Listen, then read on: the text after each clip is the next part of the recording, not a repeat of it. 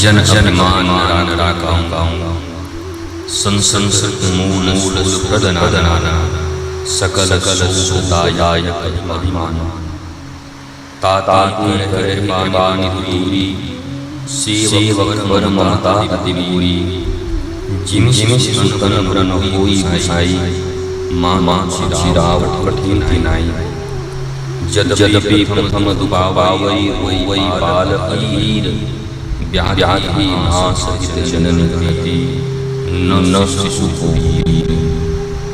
तिमिर रघुपति निवास कर हर हिमान लागी तुलसीदास ऐसे प्रभु ही कस कस भज हम त्यागी।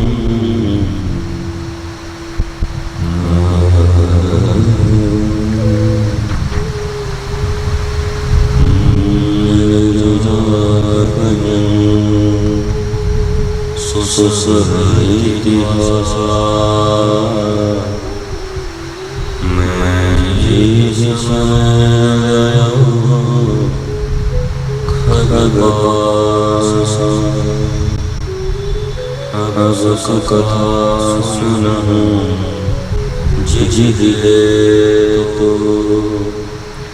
गयो भागहि खगुल गए तो मंगल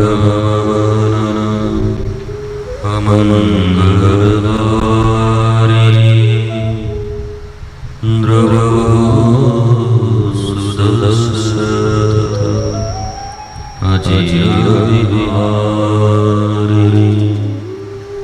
बिनु सत्संग हरि कथा तेहि विमोहन भाग मोह गए बिनु राम दल होई न दृढ़ अनुराग बिनु सत्संग हरि कथा तेहि विमोहन भाग मोह गए बिनु राम दल होई न दृढ़ अनुराग मोह गए बिनु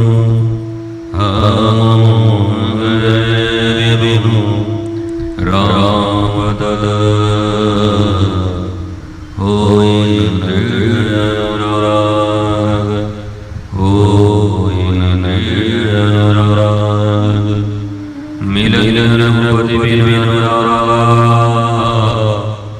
किए योग जगत ज्ञान विराग उत्तर शिशु सुंदर लीला तहर काग सुंदरी सुशीला बिनु सत्संग हरि कथा तेहि बिनु मोहन भाग मोह गए राम होई दृढ़ अनुराग।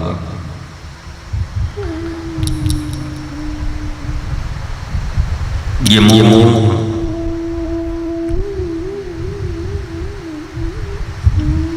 दृढ़ अनुराग का बाधक है, मिलता नहीं। और बिना अनुराग के ठाकुर नहीं मिलते। एक ही कीमत है उनकी, ऐसे तो अनमोल हैं। पर मोह मुक्त होकर दृढ़ अनुराग उनके चरणों में हो तो उनकी प्राप्ति सहज हो जाती है। इसलिए भगवान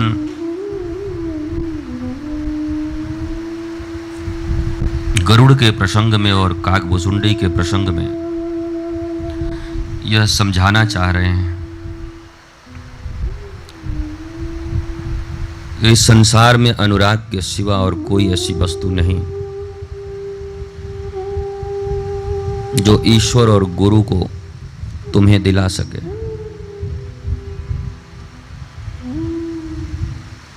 और ये अनुराग मोह और अहंकार रहते आ नहीं सकता। और मोह एवं अहंकार कहीं मिट सकता है तो एकमात्र सत्संग है। एक एक कड़ी को जोड़कर देखो तो समझ में आएगा कि मूल सत्संग है, बाकी सब बाद की बातें हैं। इसलिए पहली सीढ़ी तो सत्संग ही है। और मस्ती इस बात की है कि जिसने पहली सीढ़ी को पा लिया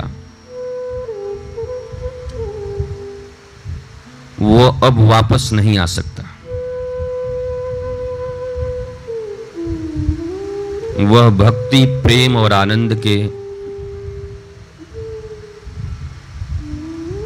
उस छत के ऊपर अवश्य ही चढ़ पाएगा।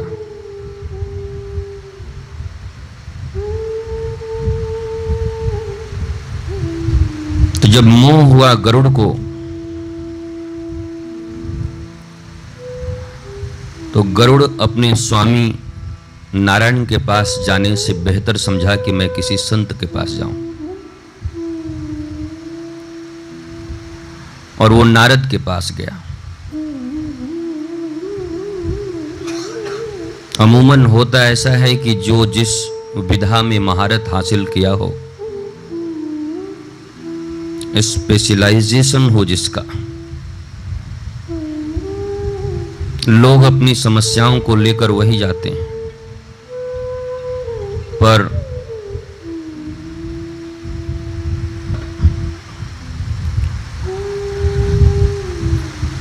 गरुड़ ऐसे लोगों के पास जा रहा है जो हारे हुए लोग हैं। नारद भी हार चुके हैं, ब्रह्मा भी हार चुके हैं और शिव भी हार चुके हैं। नारद मोहिनी रूप से हार चुका है। ब्रह्मा ने जो सृष्टि की अपनी पुत्री सरस्वती को, वहीं पर हार गए। और शिव भी विश्व मोहिनी के स्वरूप को देखकर अपनी वासना का संवरण न कर सके। तो गरुड़ इन तीन लोगों के पास जाता है और तीनों ही हारे हुए लोग हैं।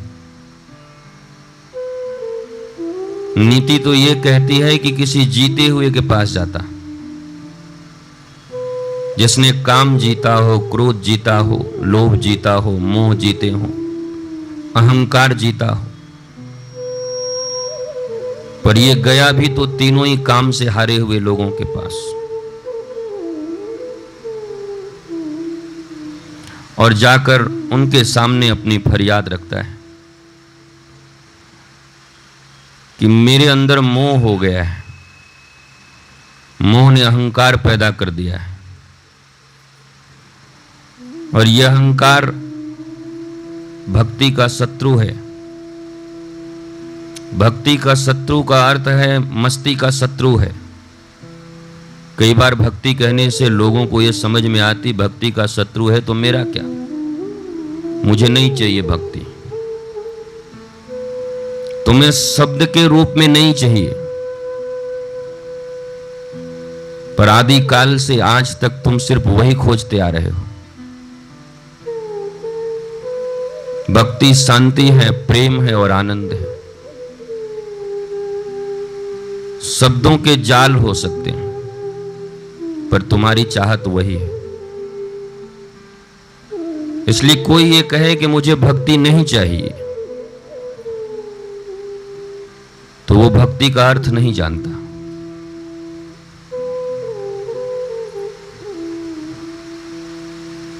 क्योंकि शांति और प्रेम तो उसे भी चाहिए, आनंद तो उसे भी चाहिए। इसलिए हमारी कथाओं में भक्ति के ऊपर बड़ा जोर दिया गया है। और मुझे भी कभी कभी लगता था अच्छे खाए पिए बैठे हैं मस्ती में, संसार में जी रहे हैं, भक्ति का रोग कहां से लगा? मिले न मिले क्या फर्क पड़ता है? पर उस पत्ता गोभी की तरह, बंधे गोभी की तरह जब एक एक परत को हटाते गए तो पता चला मूल में तो यही है। बाकी जितनी भी वस्तुएं हैं सब इसके रिफ्लेक्शन में आ रही हैं। हमें लगता है हमें घर चाहिए, द्वार चाहिए, ये मिल गया तो सुखी हो जाएंगे, पर वास्तव में भक्ति के बिना आज तक न कोई सुखी हुआ है न होगा। ये संभव नहीं है। इसलिए गरुड़ भक्ति प्राप्त करने के लिए चला है। संग तो प्राप्त ही था उसे, अलग से संग प्राप्त करने की जरूरत नहीं थी। संग तो ऐसा था कि 24 घंटे ही नारायण के साथ रहता था। पर जरूरी थोड़ी ही कि तुम भगवान के साथ रहो और भगवान की सारी भगवत्ता तुम्हारे भीतर में प्रकाशित हो जाए। अक्सर ऐसा ही तो हुआ है। दर्पण के इतने करीब चले गए कि हमारा ही चेहरा न दिखाई पड़ा।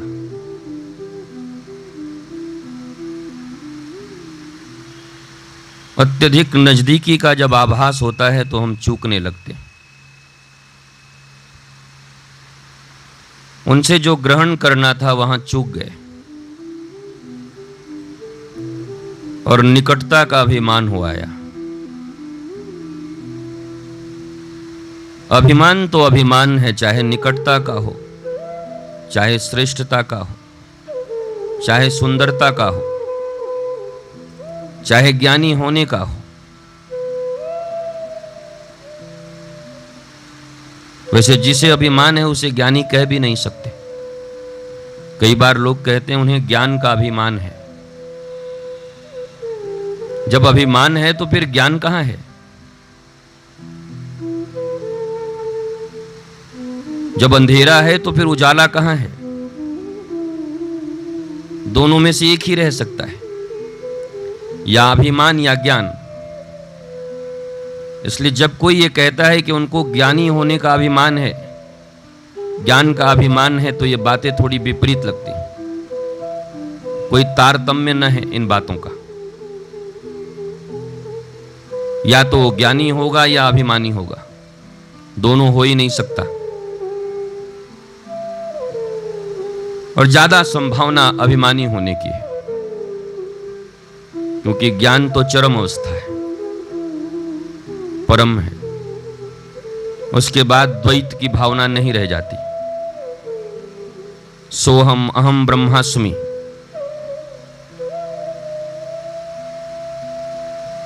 शंकराचार्य ने जिसकी घोषणा की, दंडीधारी सन्यासियों ने जिस बात की घोषणा की,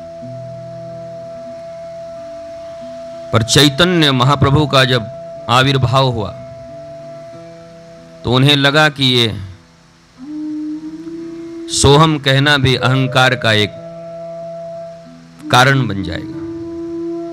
मैं ही ब्रह्म हूं, यहां भी अहंकार है।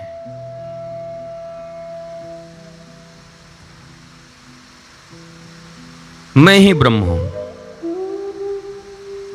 सब में ब्रह्म है, यहां भी अहंकार है।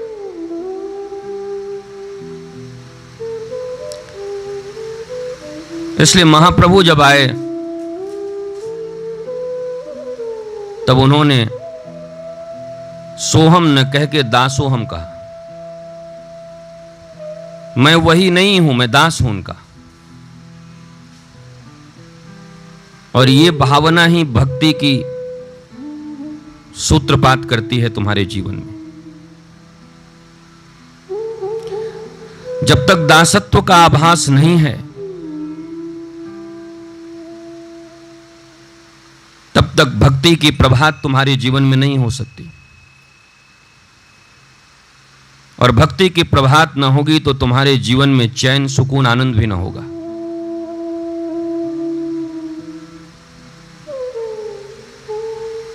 इसलिए महाप्रभु का सिद्धांत ही हमारे लिए ग्रहणीय है। शंकराचार्य के सिद्धांत से तुम अहंकारी बन जाओगे, योग्यता नहीं है तुम्हारे। इसलिए महाप्रभु का जो सिद्धांत है, दासो हम,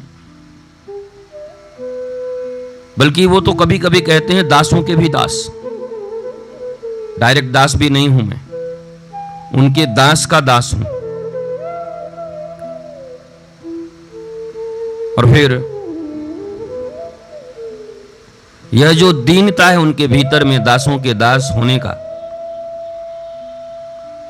तो भक्ति का एक और डिमांड है कि मैं बैठूंगी कहां, मेरा आसन कहां है।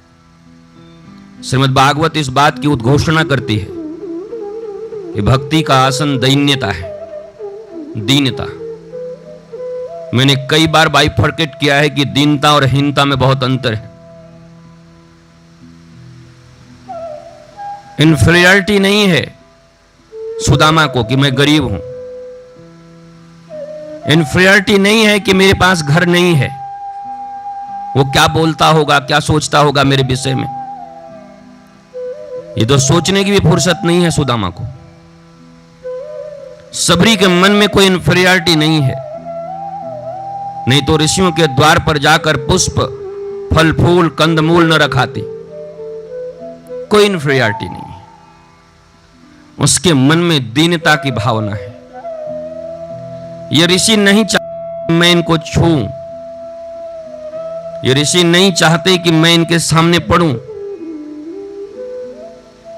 क्योंकि मैं सामने से आकर दूंगी तो ये स्वीकार न करेंगे, क्योंकि फिर संसार को दिखाने का दंभ इन्हें पालन करना पड़ेगा कि मैं भिलनी के हाथ का कंद, मूल, फल कैसे खाऊं, इतना बड़ा ऋषि हूं मैं।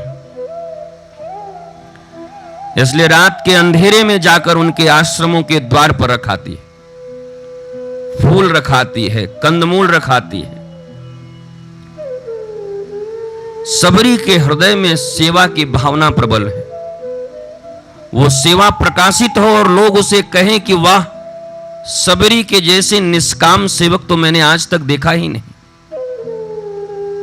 ये भावना उसके हृदय में नहीं है, इसलिए तो रात के अंधेरे में सेवा करके आती है। और कभी किसी ने देख लिया, किसी ने क्या, गुरु ने ही देख लिया, मतंग ने, तो चरणों में गिर पड़ी कि भगवान बताना मत लोगों को।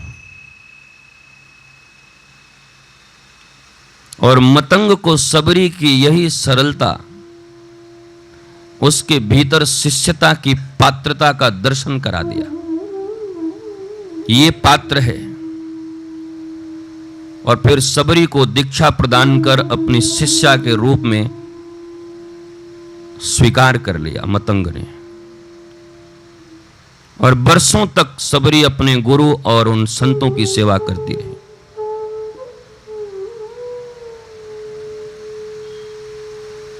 तो मैं तुमसे दीनता की बात कह रहा हूं, हीन मत बनना, इन्फीरियरिटी मत रखना। मैं छोटा हूं, मुझ में ये नहीं, मैं जानता नहीं, पर दीनता जरूर रखना।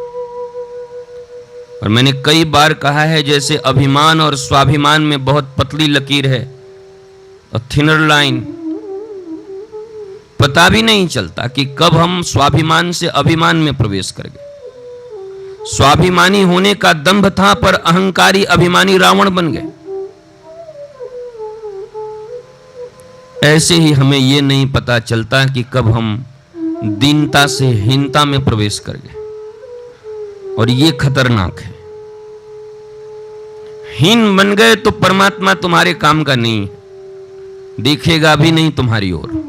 वो हीनों का नाथ थोड़ी है, वो तो दीनों का नाथ है। नहीं तो हीनानाथ बोलते उन्हें, वो दीनानाथ कहते। हीनत्व की भावना कहीं न कहीं तुम्हारे भीतर में अपराध बोध को पैदा करती है। हीनत्व की भावना तुम्हारे भीतर में मात्सर्य ईर्ष्या को पैदा करती है, और ये सब तो परमात्मा की प्राप्ति में सबसे बड़े बाधक है। सब कुछ होते हुए या न होते हुए, सांसारिक सुविधाएं होते हुए या न होते हुए, संपूर्ण ऐश्वर्य के मालिक होते हुए या न होते हुए, मेरी बातों पर गौर करना। सांसारिक रूप से तुम बहुत सबल हो। सांसारिक रूप से सबलता का अर्थ तो तुम जानते ही होगे, धन है तुम्हारे पास और इससे ज्यादा कुछ नहीं चाहिए संसार में सबल होने के लिए एट प्रेजेंट टाइम। पर यह सांसारिक सबलता तुम्हारे पास है या किसी के पास नहीं है, इन दोनों से भक्ति का कोई मतलब नहीं, इन दोनों से भी हीनता का कोई मतलब नहीं, इन दोनों से भी दीनता का कोई मतलब नहीं। अम्बरीश चक्रवर्ती सम्राट हैं, पर जब अपने गुरु और परमात्मा की सेवा करनी होती है तो 5 किलोमीटर दूर नदी जाते हैं और जलाशय से, नदी से खुद जल लाते हैं। गागर के ऊपर लोग देखते हैं, हजारों लाखों सेवक जिनके पास, वो खुद गागर उठाकर नदी गया और गागर को स्वयं ही परिष्कृत किया और उसमें जल लेकर वापस आए, गुरु चरण का प्रक्षालन किया, भगवत चरणार बिंदु में जलाभिषेक किया। अम्बरीश की भक्ति और दीनता के विषय में कहां तक कह सकता हूं। वो तो भोग भी स्वयं ही बनाते थे ठाकुर का। एक भी सेवा अपने सेवकों को न दी। 100 रानियां थी, रानियां बहुत होती थी पहले, अम्बरीश के ही 100 थे, पर उनमें से किसी को सेवा न दिया, क्योंकि अम्बरीश अपने मनोनुकूल सेवा प्राप्त न कर पाते थे उन रानियों से। रानियों का स्नेह अम्बरीश के ऊपर था, पर परमात्मा और गुरु से उनका उतना लगाव न था। इसलिए जब स्वयं की सेवा लेनी होती थी तो अम्बरीश ले लेते थे। तू मुझे प्रेम करती है, आ मुझे सेवा कर दे, पर तेरी वही महत्व बुद्धि मेरे गुरु और मेरे परमात्मा के शरण में नहीं है, इसलिए वो उनकी सेवा स्वयं करते थे। ये बड़ी क्रांतिकारी घटना है हमारे सनातन परंपरा की। ऐसा नहीं कि दिन रात बस अपने काम में ही लगे रहते थे, नहीं मैं तुमसे कुछ नहीं लूंगा, तुम्हारा खाऊंगा नहीं, सब करते थे। उनके भी चरण सेवा होती थी, उनकी दास दासियां रानियां करती, रथ चढ़ते थे, घोड़े चढ़ते थे। एक राजा जो जो करता था वो करते थे एक राजा के रूप में। पर जब अपने गुरु और परमात्मा की सेवा करने की बारी आती थी तो दैन्य भाव से भर जाते थे, दीनता भीतर में आ जाती थी। इन चरणों की सेवा भी मैं दास दासियों के द्वारा करवाऊं। मुझे मनुष्य शरीर तो इसीलिए मिला है कि अपने इस शरीर से इन चरणों की सेवा कर पाऊं, इन चरणों का प्रक्षालन कर पाऊं। और फिर वो समय जब उनके गुरु और परमात्मा की सेवा का समय होता था तो अम्बरीश दीन बन जाते थे, अत्यंत दीन। उनकी दीनता देखने योग्य होती थी। नगर के समस्त जन, दूर दूर से आए हुए लोग उनको प्रणाम करते थे छुपकर, क्योंकि उस समय में कोई प्रणाम भी कर देता तो उनकी दीनता भंग हो जाती थी। अरे मुझे क्यों प्रणाम कर रहे हो, मैं तो उनके चरणों का दास हूं, उनके चरणों का सेवक हूं। और फिर चक्रवर्ती सम्राट होने के बाद भी उनके जीवन में, उनके मन में हीनता कहां से आएगी? वो तो सम्राट ही था। दैन्य भावना थी। और दूसरी बात, बीच में कम न किया करो, दूसरी बात, सुदामा को देखो, कुछ भी नहीं है उसके पास, कौन सेवा करेगा उसकी? पड़ोसी भी नहीं देखते, नहीं झांकते, कुछ ज्यादा बोले तो लोग अपमान कर दे। पर जगत के प्रति महत्व बुद्धि सुदामा में है ही नहीं, इसलिए न तो जगत के सम्मान से वो ठेलाता है और न जगत के किए हुए अपमान से वो हीनता का बोध करता है। न किसी के कहने से उसके भीतर सुपीरियरिटी कॉम्प्लेक्स आती है और न किसी के लांछना देने से उसके भीतर इंफीरियरिटी कॉम्प्लेक्स आती है। वो कॉम्प्लेक्स मुक्त है, किसी कॉम्प्लेक्स के अधीन नहीं, वृत्ति के अधीन नहीं है। क्योंकि सुदामा के सुख की चाबी सुदामा के हाथ में है। हमारी तुम्हारी तरह हमने किसी और को न दिया है। हमने तो चाबियां किसको किसको दे दी। वो जब चाहे तुम्हें भीतर से दुखी कर दे, वो जब चाहे तुम्हारे हृदय को तोड़ दे, वो जब चाहे तुम्हारी मस्ती को छीन ले, वो जब चाहे तुम्हारे नींदों को उड़ा ले।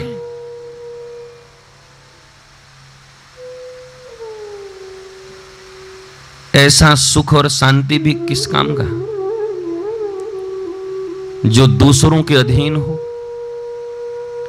जिसकी चाबियां दूसरे अपने जेब में लिए हुए घूम रहे हो और तुम्हें बार बार चिढ़ाते हो कि खबरदार, कुछ भी किया तो चाबी दुखी कर दूंगी, दुखी कर दूंगा। मैं तुम्हें यहां एक चीज समझाना चाह रहा हूं। एक तरफ धन की पराकाष्ठा है अम्बरीश आर्यावर्त का एकमात्र चक्रवर्ती सम्राट, उसके अधीन हजारों राजा हैं। उस समय उससे बड़ा राजा कोई न था। और एक तरफ दरिद्रता का सम्राट, गरीबों का सम्राट, जिसके पास छत भी नहीं है और खाने के चावल के दाने भी नहीं है अपने बच्चों को खिलाने के लिए। ये दोनों ही एक्सट्रीम पे हैं। एक धनवान और प्रभावशाली है तो एक्सट्रीम पे, एक्सटिंक्ट, और एक दरिद्री और गरीबी का सरताज, सिरमौर बादशाह। पर हैं दोनों बादशाह ही, बादशाहियत दोनों के पास है। इसलिए तो कहता हूं कि ये धन के ऊपर या समाज की दी हुई उधार के प्रतिष्ठा के ऊपर कभी कोई बादशाह बना भी नहीं, न कोई शहंशाह बना है, न बन पाएगा। न बन पाया सिकंदर, न बन पाए गजनी और गोरी, और जितने भी नाम तुम जानते हो जो धन के अधीन थे, जो सम्मान के अधीन थे, जो स्त्रियों के अधीन थे, जिन्होंने अधीनता स्वीकार की थी इस संसार के किसी वस्तु का, वो सम्राट न बन पाए, बादशाह न बन पाए। शहंशाहियत उनकी लुट गई। फकीर भी न थे। वो फकीर का है कि फकीर शब्द तो बहुत बड़ा है। वो बड़े हीन थे, दीन भी न कहूंगा, हीन थे। दीन बंधु दीनानाथ, वो तो उस दीनता की बात होती है। तो दोनों ही एक्सट्रीमिस्ट, दोनों ही टॉप पे, एक धन के पहाड़ पे बैठा था तो एक अभाव के पहाड़ पर बैठा था, पर दोनों की मस्ती समान थी। ये नौकरों और दासों की अपेक्षा और रानियों की अपेक्षा न कर स्वयं सेवा करता था। और सुदामा भी, पत्नी भी सेवा करने को राजी होती तो स्वयं जल लेने जाता था। अम्बरीश भी जल लेने जाता और सुदामा भी जाते और दोनों ही जल और तुलसी भगवान को अर्पित करते थे। इसलिए तो सुदामा को दरिद्र नहीं कहा गया। दरिद्री का अर्थ तो तुम जानते हो। दरिद्र अलेक्जेंडर था, सुदामा नहीं, हो भी नहीं सकता। दरिद्र कंस और रावण थे, सुदामा और सबरी हो भी नहीं सकते। दरिद्री उसे कहते हैं जहां भी और भी पाने की आकांक्षा बाकी हो। कुछ न होने की पीड़ा अभी भी तुम्हारे हृदय में चुभ रही हो, कुछ न होने का एहसास तुम्हें दिन प्रतिदिन रुला रहा हो, और यह न होने का एहसास पारमार्थिक नहीं, जागतिक हो, सांसारिक हो। क्योंकि जगत पिता के अभाव, तो अगर उसका अभाव तुम्हें समझ में आ गया, गुरु चरणों का अभाव, गुरु के प्रेम का अभाव तुम्हारे भीतर में पीड़ा बनी है, तो यह तो तुम्हारे लिए श्रेष्ठतम अवस्था है। मैं उनके प्रेम को पूर्णतः कब प्राप्त कर सकता हूं, यह तो पूर्णतम अवस्था है। पर जगत के किसी वस्तु को पाने की अपेक्षा अगर पाल कर बैठे हो, तो ये तुम्हारे दरिद्री का परिचायक है। सुदामा के मन में इस संसार में किसी भी वस्तु को पाने की न आकांक्षा थी, न अपेक्षा थी, न इच्छा थी, न प्रतीक्षा थी किसी चीज की। इसलिए सुदामा को श्रीमद् भागवत में सुखदेव या व्यास या स्वयं नारायण की भी इतनी हिम्मत न हुई कि दरिद्र लिख सके। परम वैभववान सुदामा। तो मैं भी चकित होता था, इसे काहे को वैभव, किस बात का वैभव। पर जब कृष्ण के द्वार पर पहुंचता है और कृष्ण अपनी शुभ्र सैया के ऊपर विराजित कर अपने उन अनंत रानियों के हाथों में चवर देकर कहते हैं, जरा इनको पौन कर दो, और उनके चरणों का प्रक्षालन अपने अश्रु बिंदु से करते हैं, तब मुझे समझ में आता है कि वास्तव में इसे परम वैभव पे बैठा हुआ क्यों कहते। ये इतना वैभवशाली है, वरना द्वारिका में आने वाले लोगों की कमी थोड़ी है। हजारों लोग रोज आते हैं। सुदामा से भी कम पैसे वाले लोग, कम सामर्थ्य वाले लोग आते हैं, द्वार तक आते हैं, बिठाते हैं द्वारपाल, और वो ट्रेजरर आके उनको धन और संपत्ति देता है, लेके चले जाते हैं जयकारा देते हुए। पर कृष्ण की वो प्रीति नहीं मिलती उनको, क्योंकि उनके भीतर वही पाने की अपेक्षा और आकांक्षा थी जो मिली और वो चले गए। पर सुदामा कुछ पाने नहीं आया। मस्ती की बात जानते हो, भागवत में जब संस्कृत से खेला गया, सुंदर खेल है संस्कृत का भागवत, तो सुदामा को कहा गया परम वैभववान,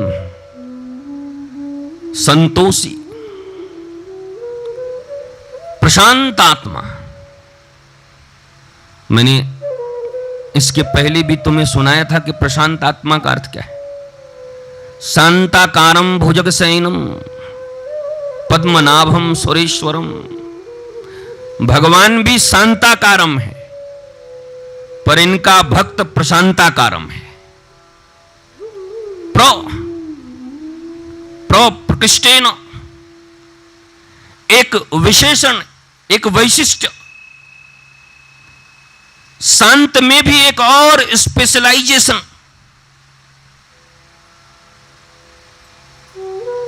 एब्सोल्यूट प्रशांत आत्मा। मां की जो पत्नी सुशीला है उसको दरिद्र कहा गया। यह संस्कृत का बड़ा सुंदर खेल है भागवत में। पति पत्नी वही हैं, रहते एक ही अवस्था में हैं। भोजन सुदामा को नहीं मिलता तो बेचारी सुशीला को भी नहीं मिलता। वस्त्र सुदामा के पास नहीं तो सुशीला के पास भी नहीं। बारिश और धूप सुदामा को लगती है तो सुशीला को भी लगती है, क्योंकि घर में छत नहीं है। बाह्य अवस्थाएं तो दोनों की समान है, पर आंतरिक स्थिति में थोड़ी भिन्नता है। और ये थोड़ी सी भिन्नता एक को परम वैभववान और प्रशांत बनाता है और एक को दरिद्र बनाता है। इसलिए तुमसे कहता हूं कि बाह्य अवस्था क्या है उस पर बहुत ज्यादा चिंतन मत करना। तुम्हारे अंदर की स्थिति क्या है? तुम सुदामा हो या सुशीला हो, और इसका चुनाव तुम स्वयं कर सकते हो। तुम्हें पता होगा तुम क्या हो। इसलिए सुशीला प्रेरित करती है, जाओ धन मांग कर लाओ। सुदामा कहता है सुन, जाने को कहती है, दर्शन की अभिलाषा लालसा है, जा तो सकता हूं, मांगने को मत बोल। और एग्रीमेंट भी यही हुआ था। सुशीला ने सोचा कि वो तो दीन बंधु है, पुराना मित्र है, तो इनकी गरीबी देखकर जरूर कुछ न कुछ दे जाएगा, क्योंकि इसको समझाऊंगी कि मांगने जाऊं तो ये जाएगा नहीं। तो अभी भी सुशीला के मन में एक चालाकी है, और उस चालाकी से कहती नहीं नहीं, मैं ये थोड़ी कहती कि तुम कुछ मांग लेना, जाओ पुराने मित्र हैं, एक बार दर्शन तो कराओ, मिल तो आओ। और सुदामा सरल है, और फिर कृष्ण से मिलने की आकांक्षा किसकी नहीं होती। कृष्ण से धन मांग ले ये बुद्धि सुशीला की हो सकती है, पर कृष्ण से कृष्ण को मांग ले ये मन, ये बुद्धि, ये संस्कार, ये इच्छा, ये आकांक्षा, ये प्रतीक्षा तो केवल सुदामा की हो सकती है और सबरी की हो सकती है। इसलिए सुदामा गया है, और भगवान के द्वार में लाखों भिखारी रोज आते हैं, किसी का अपमान नहीं होता। इसलिए तो मैंने विरोध किया था, अरे द्वारपालों, और द्वारपालों ने धक्का दिया। मैंने कहा नहीं, ये भागवत में नहीं है, इसको रसयुक्त बनाने के लिए, थोड़ा थ्रिलर बनाने के लिए, थोड़ा पता नहीं क्या क्या इनमें विकृति ले आते हैं हम, थोड़ी कथा थ्रिलर हो जाए, एक्साइटमेंट हो जाए इसमें, वरना उस द्वार से किसे भगाया जाएगा? दीनानाथ के द्वार से, गरीब नवाज के द्वार से कौन जा सकता है? वो केवल दीनानाथ नहीं है, गरीब नवाज भी है। इसलिए दीनों का आश्रय तो है, गरीबों का भी है। वहां सुदामा को परम वैभव पे बिठाया जाता है, तो आए हुए किसी गरीब का अपमान भी नहीं होता, उनके लिए भी बैठने की व्यवस्था बनी है। पर हां, वहां तक कृष्ण के नियुक्त किए हुए कर्मचारी ही जाते हैं, और जाकर उन्हें प्रणाम करते हैं, भोजन इत्यादि से उन्हें संतुष्ट करते हैं, वस्त्र आदि से उन्हें संतुष्ट करते हैं, धन देकर उन्हें विदा कर देते हैं, जाओ। और वो आते भी इसीलिए हैं, इसलिए कृष्ण दर्शन की लालसा भी उनकी नहीं रहती। धन मिला और वो चले। द्वारिका में आकर भी हजारों गरीब धन लेकर, वैभव लेकर चले गए, पर कृष्ण के दर्शन की न आकांक्षा थी, न इच्छा थी, न लालसा थी। पर एक सुदामा ऐसा आया, न धन, न वैभव, न किसी चीज को प्राप्त करने की इच्छा, श्री कृष्ण दर्शन लालसा। और उस लालसा में जब आया और वापस गया तो तुम सब जानते हो, किसी को 1000 मिला होगा, लाख मिला होगा, गाड़ियां मिली होंगी, भवन मिले होंगे, पर जैसा कि इस पूरे ब्रह्मांड का वर्गीकरण है, 3 लोक हैं यहां, त्रिलोक के स्वामी कहते हैं ठाकुर को। तो एक लोक तो स्वयं के लिए रखा, वो भी रुक्मिणी और सत्यभामा के कहने पर। बाकी 2 लोक की संपदा सुदामा को दे दिया। अब बड़ा सुदामा हो गया कि कृष्ण? कृष्ण के पास 1 लोक की संपत्ति 3 करोड़ थी, 2 करोड़ सुदामा को दे दिया, 1 करोड़ स्वयं रख लिया। अब बड़ा करोड़पति कौन? सुदामा। कृष्ण उनसे भी छोटे हो गए जागतिक मामलों में, और सुदामा तो बड़ा हो गया। पर मस्ती तो देखो, उसकी फकीरी देखो, उसकी दीनता देखो। जब पहुंचा और पत्नी को सुशोभित देखा और तब पूछा ये कहां से आ गया, और कृष्ण वहीं मिल गए बैठे बिठाए, तो आंखों में अश्रु जल थे। और सुदामा ने कहा, मित्र मैं ये मांगने थोड़ी गया था तुम्हारे पास,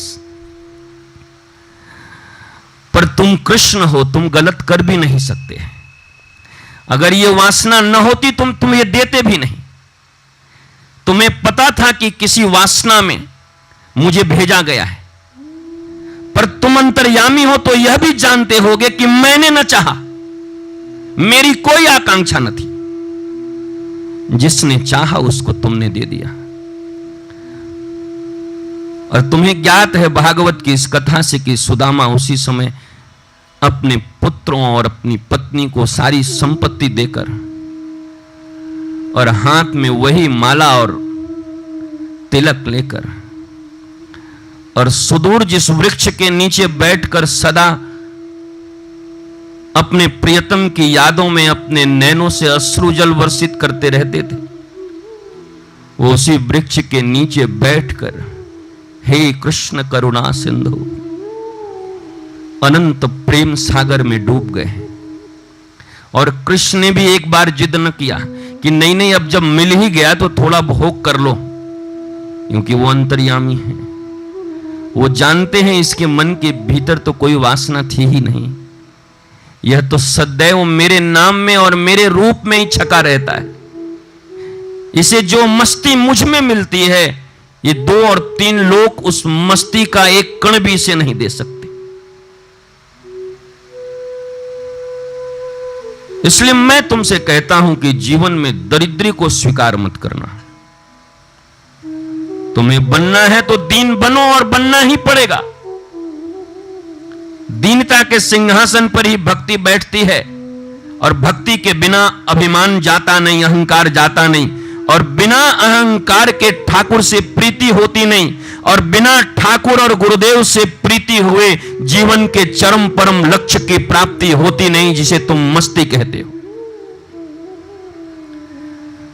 इसलिए रूट में जाओ, मूल में जाओ, और वो मूल गुरु का चरणारविंद और सत्संग है, क्योंकि यहीं से तुम्हें ये चीजें प्राप्त होंगी। क्योंकि तुम्हें भी पता नहीं कि कब तुम प्रशांत आत्मा से दरिद्री में प्रवेश कर जाओगे। और मेरी यात्रा तो दरिद्री से प्रशांत आत्मा की तरफ की है। रिवर्स गियर न लग जाए, इसलिए रिवर्स गियर में न जाना।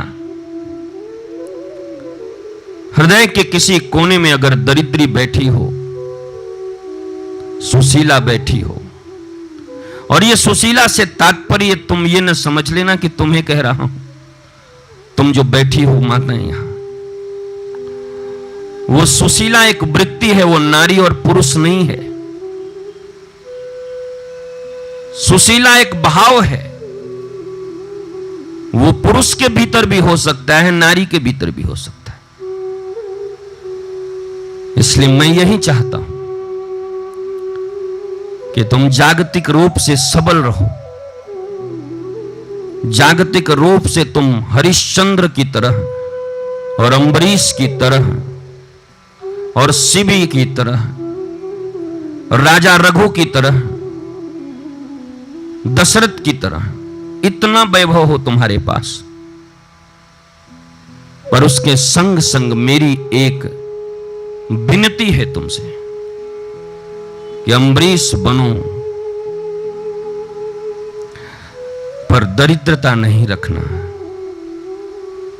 दीनता रखना। और ये दीनता का एकमात्र स्थान संजय, बंटी, राजेश, दिनेश,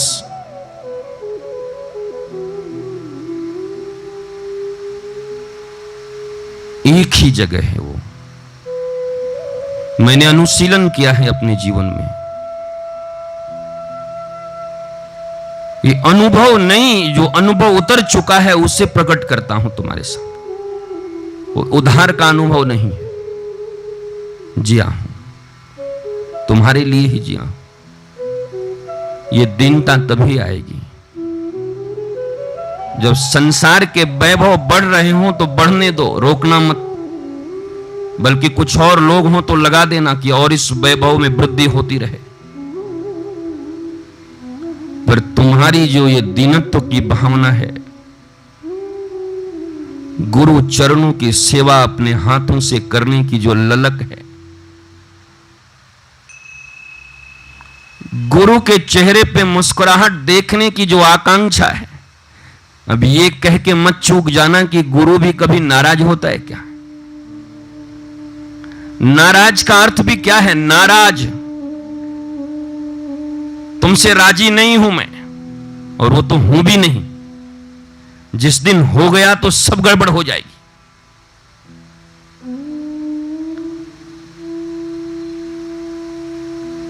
तुम्हारे वृत्तियों से, तुम्हारे कर्मों से, तुम्हारी भावनाओं से, और तुम जिस पथ पर अब तक चल रहे हो उससे नाराज ही हूं मैं।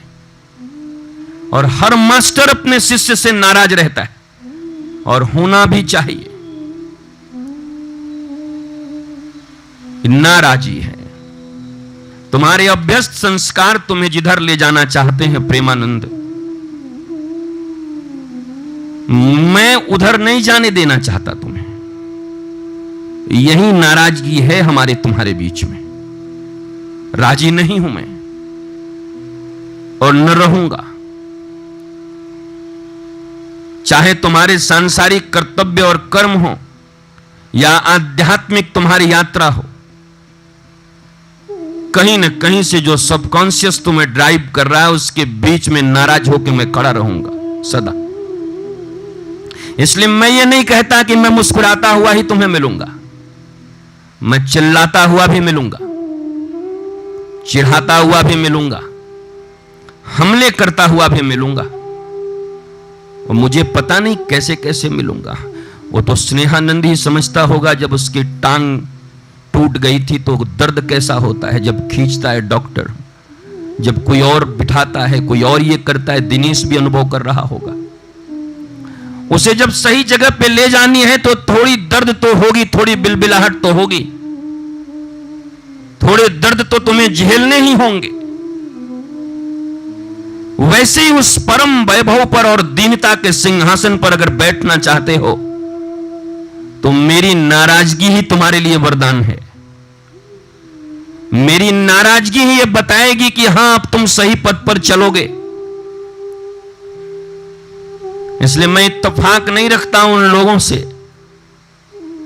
गुरु जी को नाराज नहीं होना चाहिए, मुझे ही तो होना चाहिए, और कोई न हो तो ज्यादा अच्छा है। मैं ही हूं तो मंगल है, होने ही दो मुझे।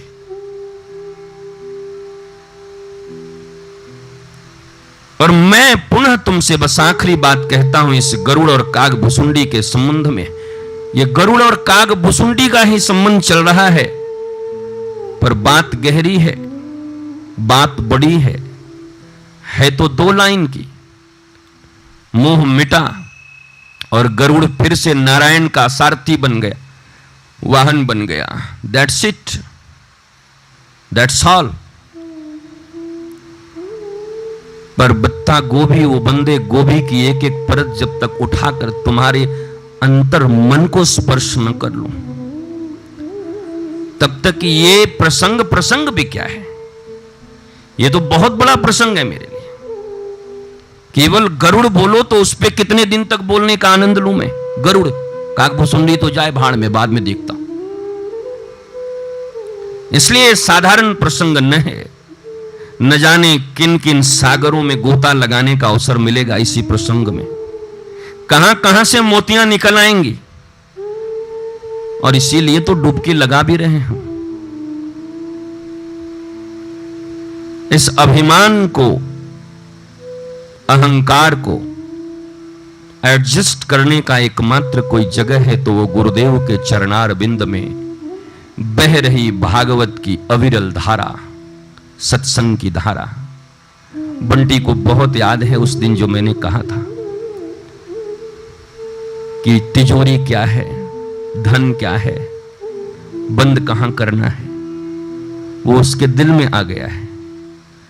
वो इसी से रिलेटेड अब ये प्रसंग भी है, अब इसका भी आनंद लो और इसमें भी डूबो, क्योंकि ऐसा हो ही नहीं सकता कि मैंने कोई बात कही हो और उसका रिलेशन आज के कहने से न हो। तुम नहीं समझते, कभी तुम मेरे ऊपर आरोप लगा सकते हो, पर वो सब स्टेप्स हैं, उन सब से ही रिलेटेड बातें होंगी। और उन बातों को जो बरसों पहले मुझसे सुना होगा, उसका सही अर्थ जब और श्रवण कर लोगे तब वो बातें समझ में आएंगी, वरना वो समझदारी के अधूरेपन पे। इसलिए गरुड़ मोह की ये कथा हमें अभी बहुत से अनछुए पहलुओं को छूने का अवसर प्रदान करेगी, अनसुलझे रहस्यों को सुलझाने में हमें मदद करेगी। और ईश्वरीय इच्छा जब तक होगी हम इस पर चर्चा करते रहेंगे और मन की मलिनताओं को दूर कर दीनता के आसन पर भक्ति को बिठाकर परमात्मा के उस परम वैभव अर्थात परम शांति और आनंद को पाकर जीवन को धन्याति धन्य कर लें। यही जीवन की एकमात्र आकांक्षा जीव मात्र की होनी चाहिए।